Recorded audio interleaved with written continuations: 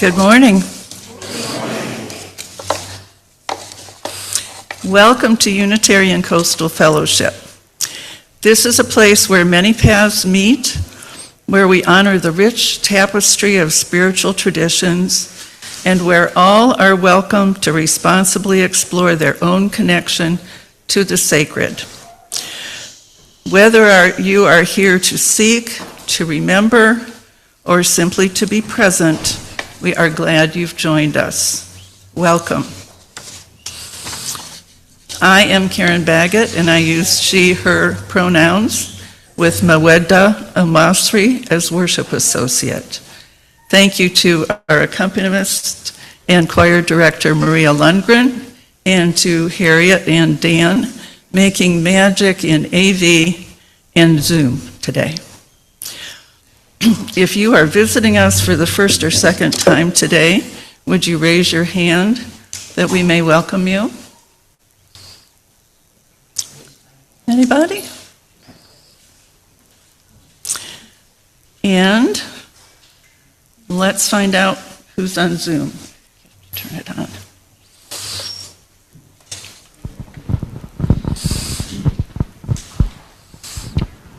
Today on Zoom we have Landon Ellswick, Kay and Darrell Lynch, Jace, Susan Roberts, Michelle Crepeau, and John Brobst. All right, good to see everybody. Let's wave to our friends on Zoom. Okay, before we get started with announcements, I'd like to call your attention to the order of service where there's a space on the right-hand inside page to record your very own Seeds of Change, which is the theme of today's message. Please raise your hand if you would like a pencil. You all set? Okay. Sarah. Marty's going to get you one.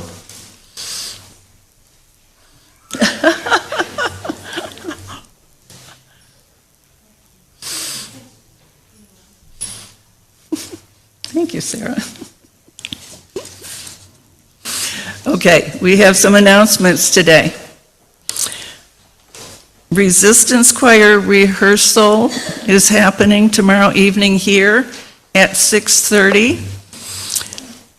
Our choir is joining St. Luke's, St. Paul's, and St. Andrew's Episcopal choirs. And then all of you singers will be singing on Saturday, March 28th at the No Kings Rally, 3 o'clock at the courthouse in Beaufort. I wish I could be there, but I'm out of town. The children's RE program will be starting some new garden beds. We have one donated raised bed and are looking for more beds, pots, and soil. They will be working on this next Sunday, March 29th, during their class time, and everyone is invited to join in after the service. The following Sunday, April 5th, you may bring a plant as part of your flower communion and then donate it to the garden beds if you'd like the children to tend to it. And mark your calendars for our upcoming Meatless Monday potluck supper on Monday, March 30th at 6 p.m. in the social hall. Bring a favorite vegetarian dish to share and enjoy an evening of great food, good company, and inspiration for plant-based meals. Everyone is welcome. let's eat well and build community together. And now, let's center ourselves here in this sacred space and let music deepen the way.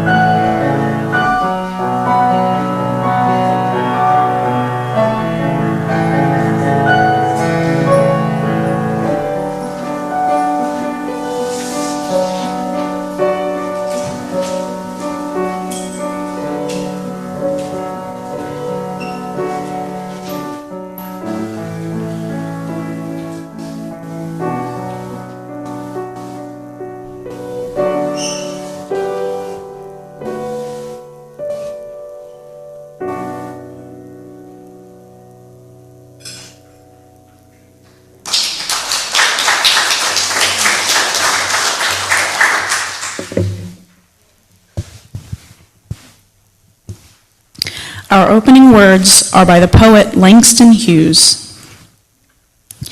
In time of silver rain, the earth puts forth new life again. Green grasses grow and flowers lift their heads, and over all the plain the wonder spreads of life, of life, of life. In time of silver rain, the butterflies lift silken wings to catch a rainbow cry. And trees put forth new leaves to sing in joy beneath the sky, when spring and life are new. And now let us speak these words as one. Come, let us worship together. Could you light the chalice for?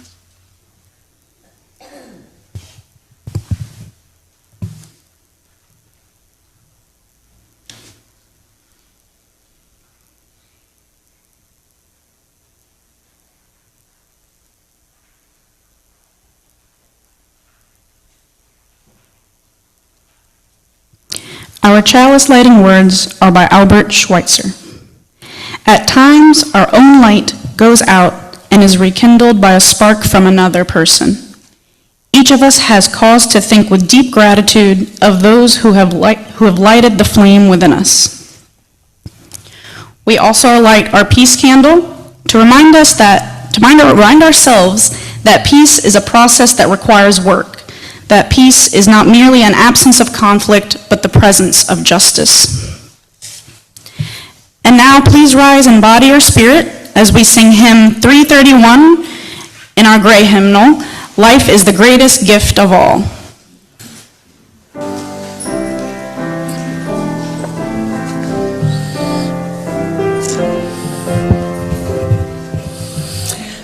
Life is the greatest gift of all, the riches on this earth.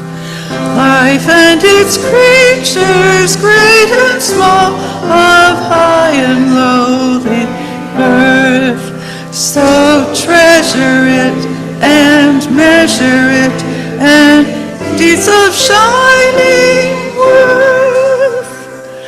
Mind is the brightest gift of all, its thought no barrier mars.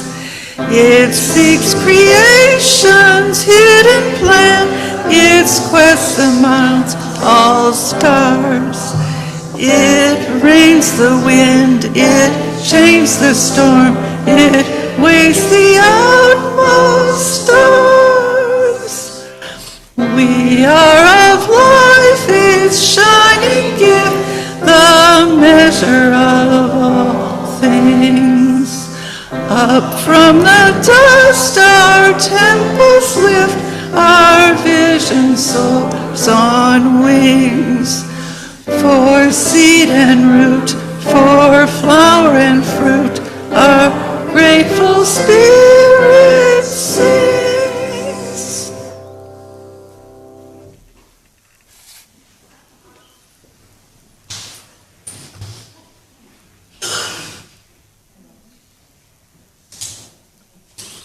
Each week we make some space and time to be human and celebrate our joys and grieve our sorrows together.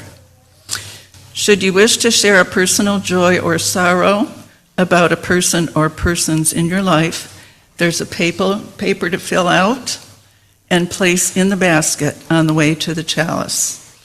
After our ritual, I will read these personal joys and concerns to the congregation.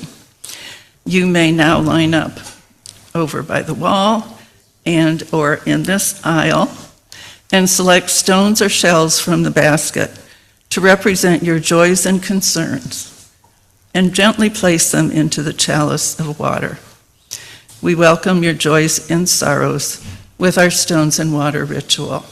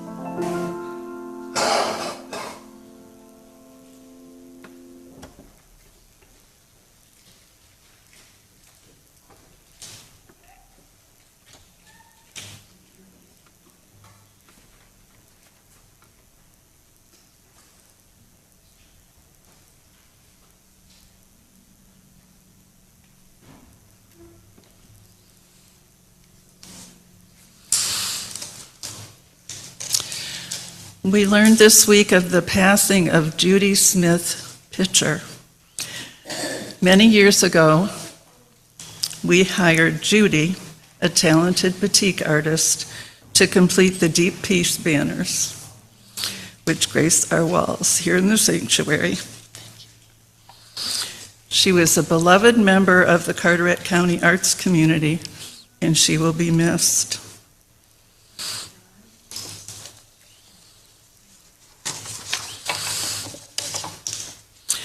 And here are the joys and concerns you wish to share with this community, centered in love.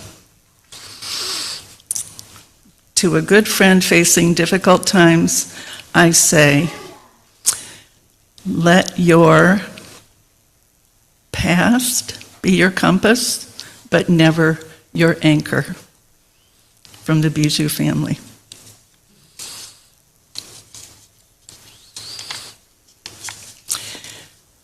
And a joy, Captain Ron turns 80 on Wednesday.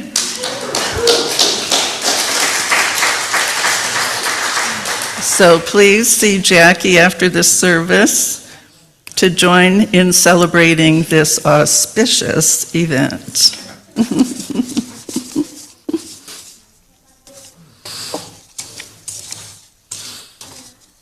By the light of this chalice, let us together take a moment to hold in our hearts all, known to us and unknown, who are struggling. For the sorrows and concerns shared here, may you feel our sympathy and compassion. Take a moment to open our hearts to joy, ours or that of others, known to us and unknown.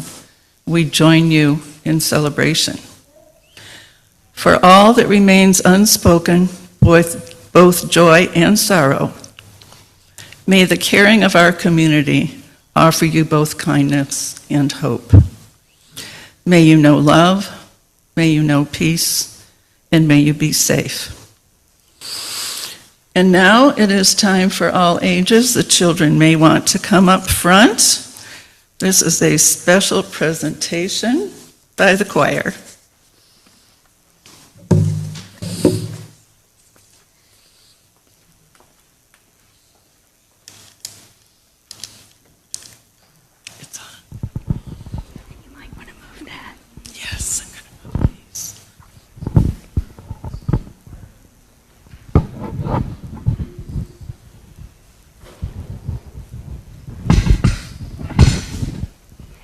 Today's choral presentation is not, I promise you, what you were expecting. I would like to commend the choir for its willingness to try the latest crazy idea their director has. They will be acting out a play for you inspired by Theodore Retke's poem, The Serpent.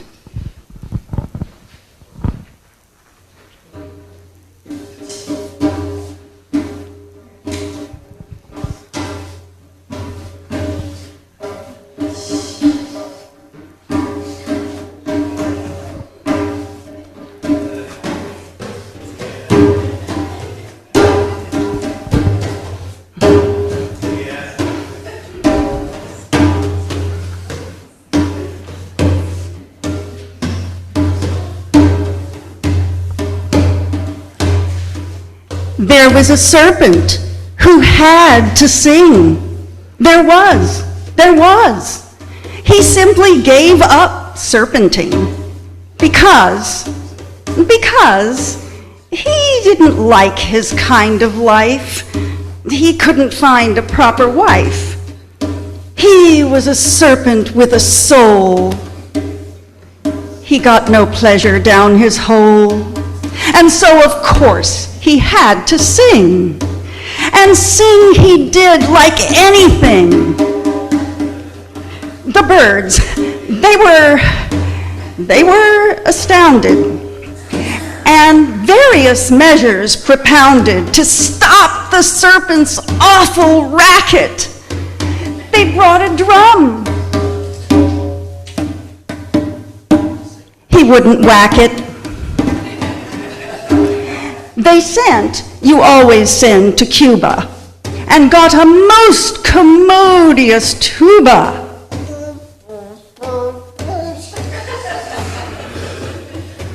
They got a horn.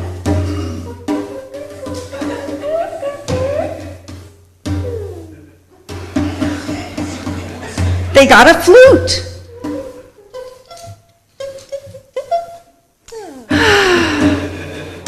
But nothing would suit. He said, "Look, birds, all this is futile. I do not like to bang or tootle."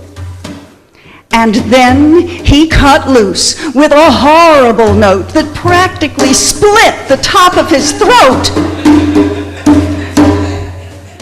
"You see," he said with a serpent's leer, "I'm serious about my singing career."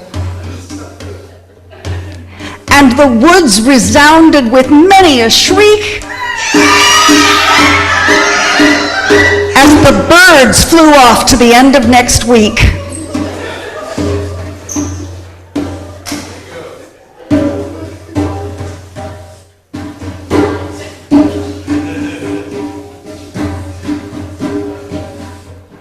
The end.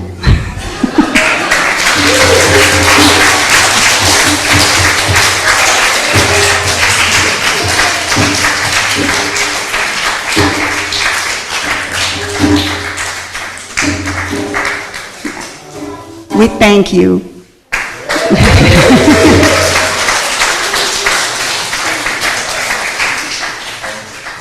Now, what on earth does this have to do with choir? Well, if you, like the serpent, feel the urge to sing, I encourage you to come and try out our choir. There's no audition, nor do you have to be able to read music. Even if you have doubts about your voice, you are welcome. After all, what bird of the forest would you silence? They all have their places, even the crows and ravens. We usually practice 3 Sundays each month at 9 a.m. and take the 4th Sunday off. This is an ideal time to give us a try.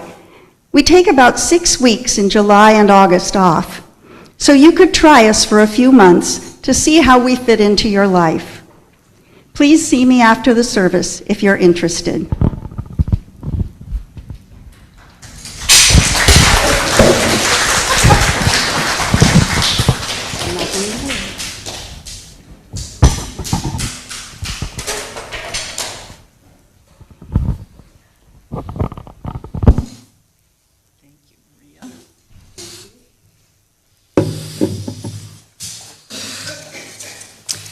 And once Maria gets back to the piano, we'll sing the blessing song. Sing the children to their classes. It's a blessing you were born, and it matters what you do. What you know about God is the peace of the truth. Let the beauty of love what you do, and you don't have to do it alone. It's a blessing I was born, and it matters what I do. What I know about God is a piece of the truth. Let the beauty of love be what I do, and I don't have to do it alone. It's a blessing we were born, and it matters what we do. What we know about God is a piece of the truth. The beauty we love be what we do, and we don't have to do it alone.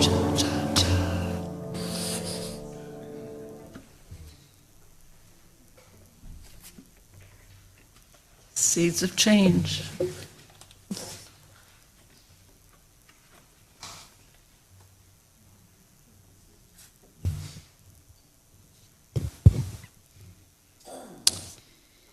This is a reading from Barbara Kingsolver's small wonder essay called Called Out on Desert Ephemeral Annuals. The spring of 1998 was the Halley's Comet of desert wildflower years. Here in southern Arizona, our desert hills and valleys were colorized in wild schemes of maroon, indigo, tangerine, and some hues that Crayola hasn't even named yet. For weeks, each day's walk to the mailbox became a botanical treasure hunt as our attention caught first on new colors, then on whole new species in this terrain we thought we had already cataloged. All winter, experts take measurements and make forecasts. This year they predicted gold, but it's already gone platinum. In a spot where you'd expect 100 flowers, we've got 1,000. More kids than anybody alive has ever seen at once. More kinds than anybody alive has seen at once. Where had they all come from? Had these seeds just been laying around in the dirt for decades?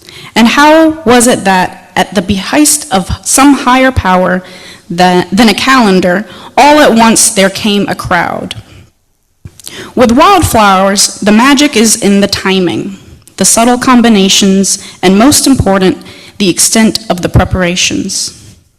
For a species, a bloom is just the means to an end. The flower show is really about making seeds, and the object of the game is persistence. Desert wildflowers have had millennia in which to come to terms with their inconsistent mother.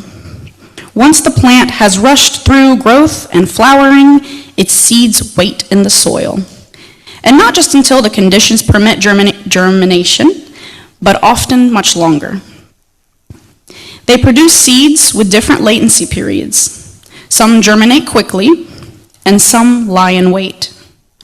Not just loitering there, but loading the soil with many separate futures. This variation reduces the intense competition that would result if every seed germinated at once. Some species even vary the seed size. Larger seeds make more resilient sprouts, and smaller ones less costly to produce. Either morph may be programmed for delayed germination, depending on that particular strategy of the species. As a consequence of these sophisticated adaptations, desert natives can often hold their own against potential invasion by annual plants introduced from greener, more predictable pastures. The scientific term for these remarkable plants, ephemeral annuals, suggests something that's as fragile as a poppy petal, a captive to the calendar. In spite of our determination to contain what we see in neat, annual packages, the blazing field of blues and gold is neither a beginning nor an end. It's just a blink, or maybe a smile, in the long life of a species whose blueprint for preservation must outdistance all our record books. The flowers will go on mystifying us, answering to a clock that ticks so slowly we won't live long enough to hear it.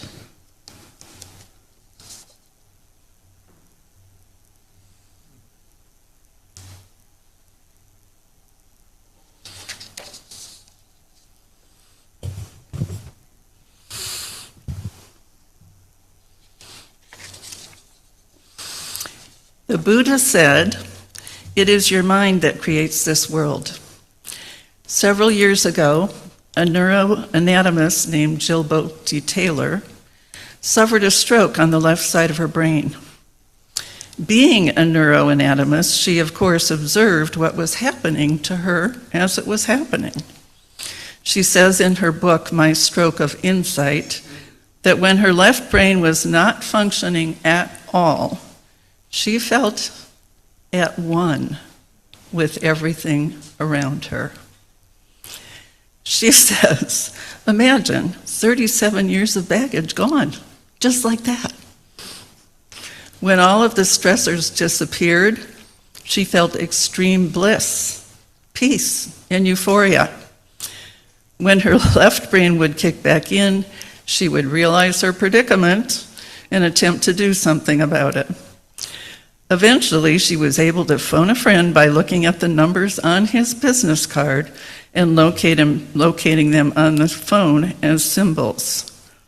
This took her a full 45 minutes. Since her 8-year recovery, her mission is to share what she feels is the truth about how we are interconnected and interdependent with each other and all of life, and that we all can experience at oneness a feeling of euphoria and peace.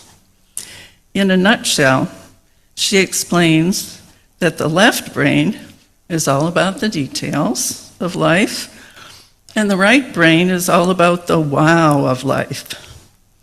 She shares with her audiences how much her life has changed since she began nurturing the creative, intuitive side of her brain.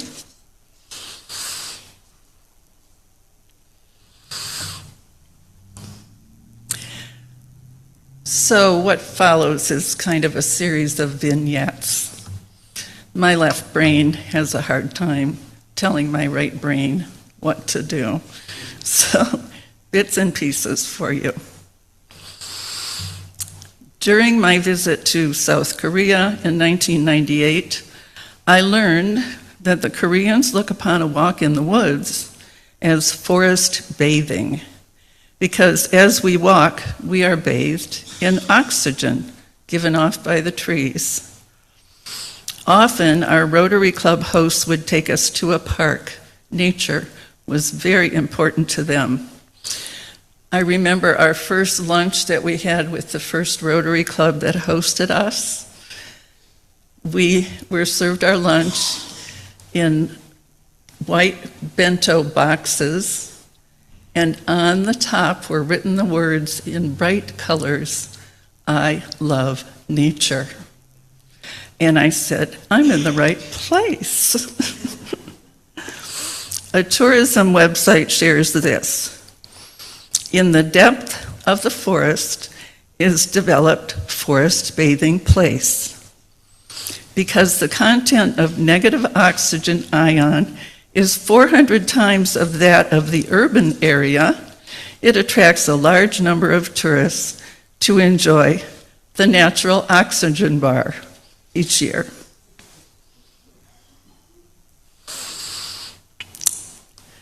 Many years ago, I built a tiny house in Maine. The first summer, I built the boxes for the pilings and filled them with rock, rebar, and concrete mixed with sand and water, and I had a lot of help.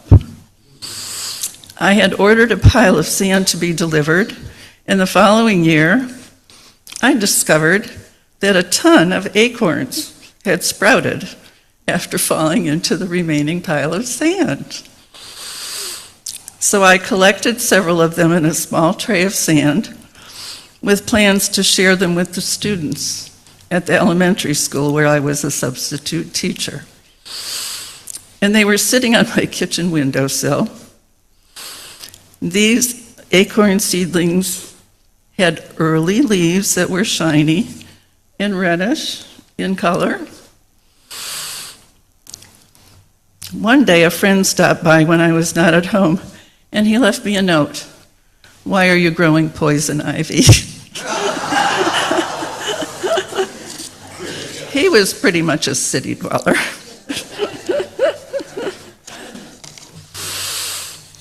The late Reverend A. Paul Davies, a UU minister, has said this: "Here we are, all of us, all upon the planet, bound together in a common destiny, living our lives between the briefness of the daylight and the dark. Kindred in this, each lighted by the same precarious flickering flame of life, how does it happen that we are not kindred in all things else? How strange and foolish are these walls of separation that divide us?" So today, just past the first day of spring, My hope is that we can tap into the energy and spirit of renewal and plant some seeds of change in our individual and collective hearts and minds. Maweda has brought a little tree for us. And is this your first time sprouting? First time sprouting lentils. First time sprouting lentils. Aren't they great? My broccoli sprouts were a complete failure. Not yet. Yeah. Okay. So, these may be seeds of love, seeds of compassion and justice, seeds of courage, whatever is stirring in you, waiting to be planted, nurtured, and brought to flower and fruit. Projects, travel, me time, reconnection. What is waiting there for you to get started on? And what will it take from you and your community to get started? Several years ago, Reverend Sally B. White, our first full-time minister, asked the children, how does the seed know to become a tree? And she posited that it is a mystery, and so it is. But we know scientifically that there is DNA there, telling all the new cells as they appear just what job they will be doing. The seed is the capsule of knowledge that tells the plant how to grow. You were once a seed, and look at all of you here, all so outwardly different and with thoughts and feelings that sometimes make us feel separate from each other. Yet, here we sit with the very same systems functioning within our bodies.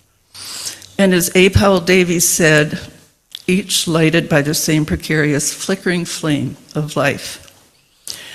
The seed has told us how to grow our life-sustaining systems.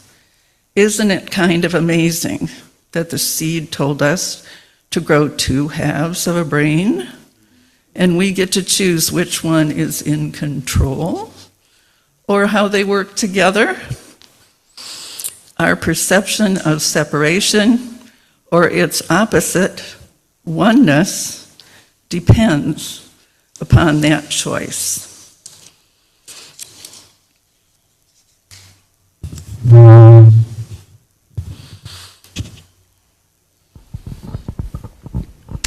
Let's take a minute to look at the seeds in your pocket.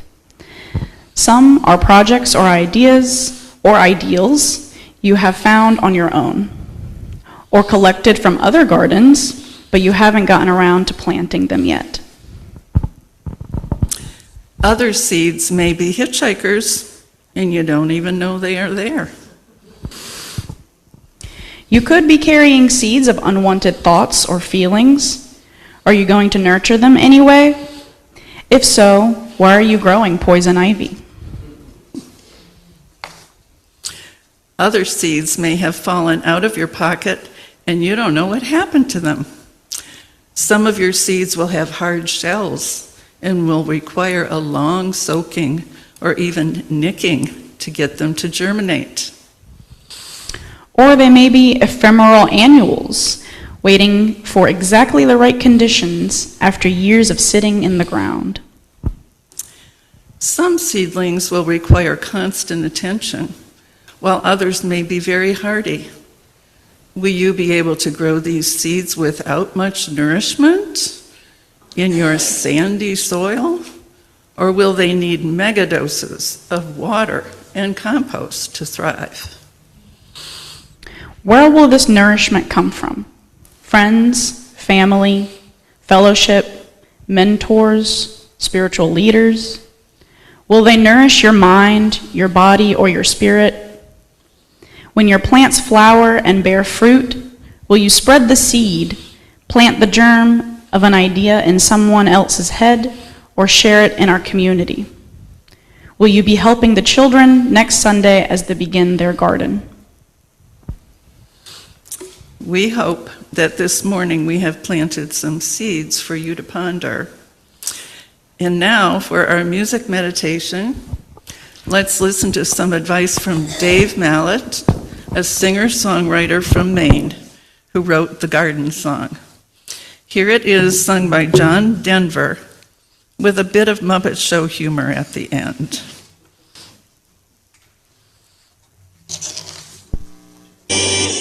Ladies and gentlemen, with us tonight is one of the good guys of contemporary music, Mr. John Denver.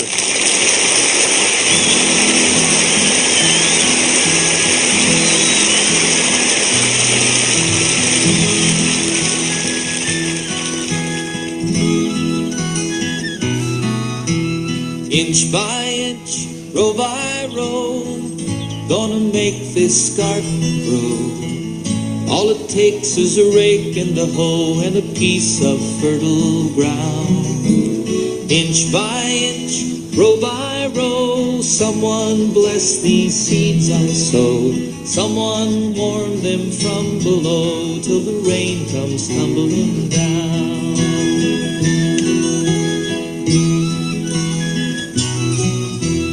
Pulling weeds and picking stones, man is made of dreams and bones. Feel the need to grow my own, 'cause the time is close at hand. Grain for grain, sun and rain, find my way in nature's game. Tune my body and my brain to the music of the land. Inch by inch, row by row,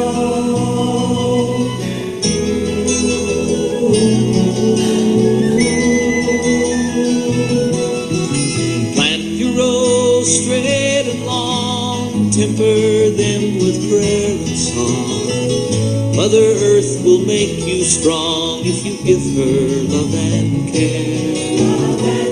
Old bro watching hungrily from his perch in yonder tree. In my garden I'm as free as that feathered thief. But inch by inch, row by row, inch by inch, row by row, gonna make this garden grow. All it takes is a rake and a hoe and a piece of fertile ground. Inch by inch, row by row, someone bless these seeds I sow. Someone warn them from below till the rain comes tumbling down. Till the rain comes tumbling. Inch by inch, row by row.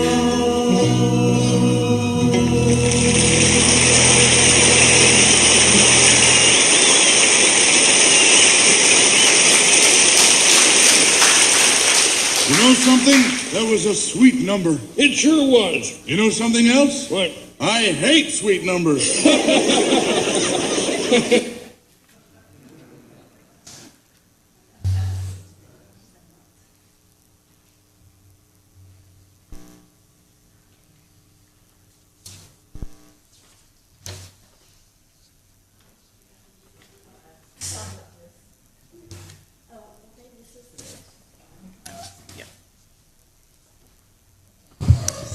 We invite the greeters forward to receive the collection plates and then face the gathered congregation. This month, our Share the Plate recipient is for the NAACP Scholarship Fund. Every year, the local NAACP gives out 3 scholarships, one student at each Carteret High School, that is going to attend either a 2 or 4-year college. The scholarships are for $1,000 each. Please give generously to support this wonderful organization, which is doing so much for the students in our community.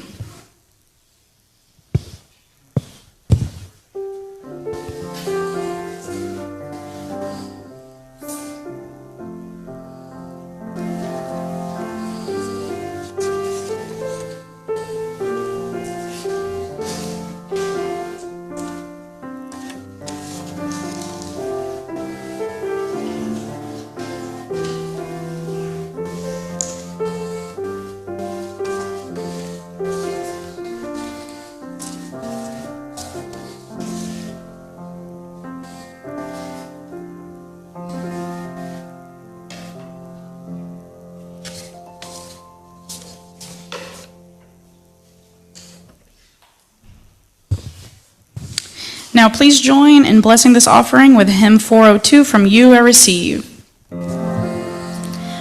From you I receive, to you I give, together we share, and from this we live. From you I receive, to you I give, together we share, and from this we live.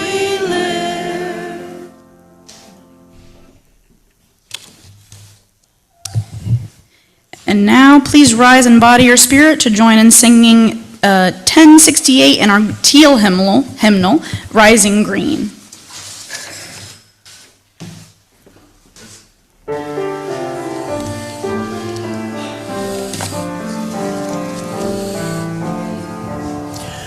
My blood doth rise in the roots of Mount Oak. Her step doth run in my veins. Boundless my soul, like the open sky, where the stars forever have lain. Where the stars, where the stars, where the stars forever have lain. My hands hold the weavings of time without end. My sight as deep as the sea. Beating my heart sounds the measures of hope, that of love's eternity. That of love, that of love, that of love's eternity.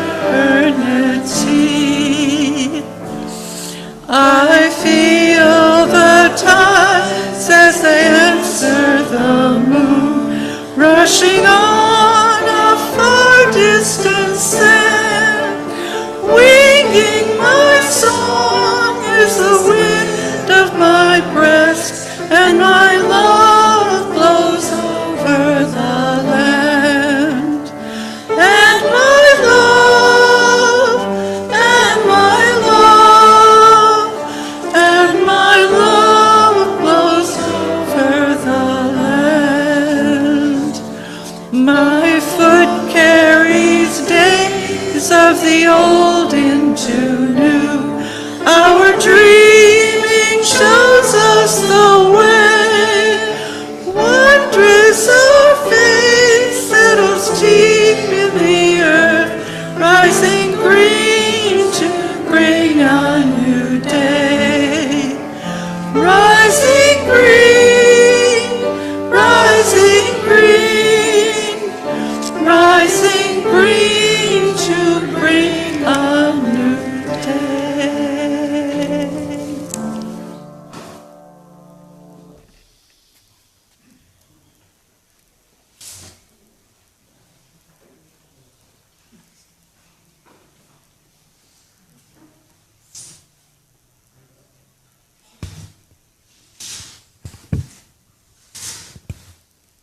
Please join me in reading our chalice extinguishing words.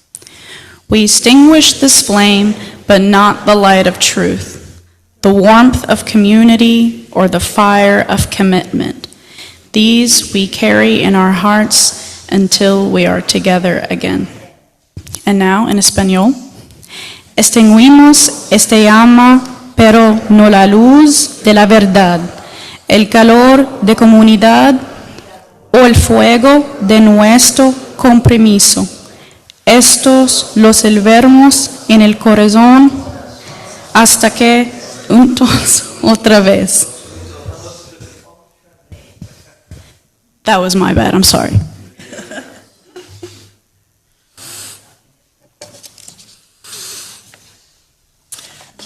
Now, it is UCF tradition to join hands and form anything close to a circle around the sanctuary edge. However, if you prefer not to, or if moving is not what you need right now, Please remain in the center of the circle, and we'll surround you with our presence and love. Thank you. Oh, nice. Just don't knock that jar over. Oh, spread those arms out.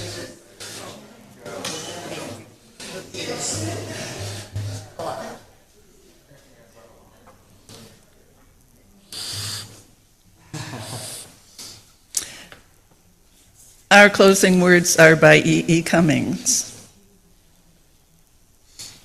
Here is the deepest secret nobody knows.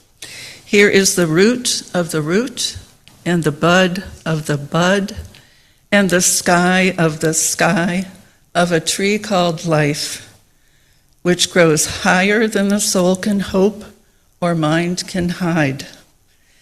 And this is the wonder that's keeping the stars apart.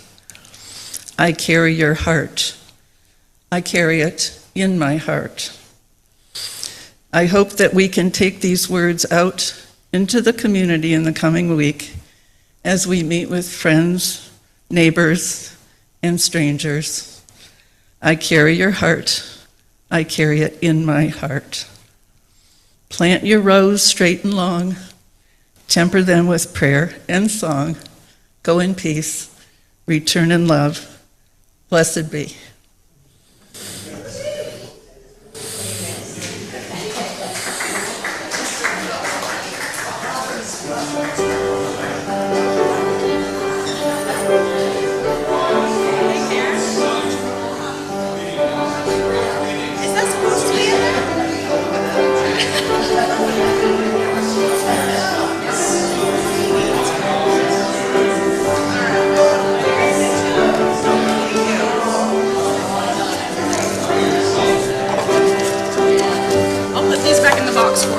Thank you.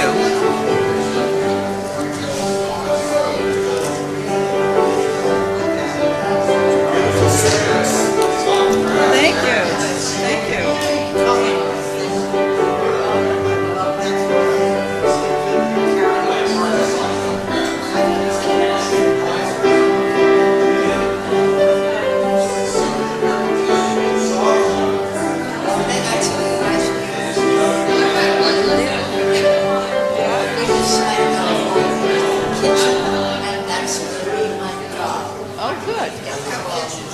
Okay. Oh, I love it.